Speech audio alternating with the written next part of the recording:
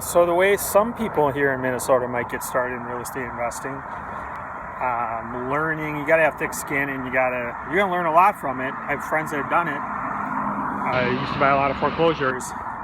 Is you get the foreclosure list. You have somebody compile that data. Maybe only compile some of it, or you can compile all of it. If you compile all of it, it's probably going to cost you some money to pay a VA assistant.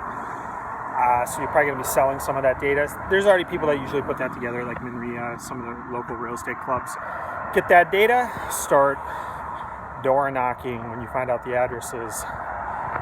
It's going to probably, I believe it comes out 6 weeks before the sheriff's sale. That's when it gets posted. So time is of the essence. You need to hurry up.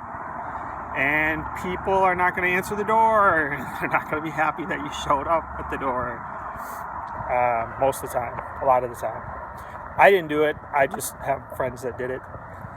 I did the direct mail for it and did extremely well, and the phone rang off the hook, and we used Google Voice and a bunch of agents, and that's another video. But the door knocking is aggressive, and if you are consistent with it, you have options with that pre-foreclosure 6 weeks before the sheriff's sale.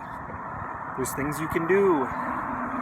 Once the auction comes up, somebody comes up with the money at the auction, and it's not as creative of a deal anymore. It's typically a 6-month redemption in Minnesota, and it's not going to have the same kind of creativity because somebody's going to have to pay that person off that came up with that money, or that person may end up with the property and so forth.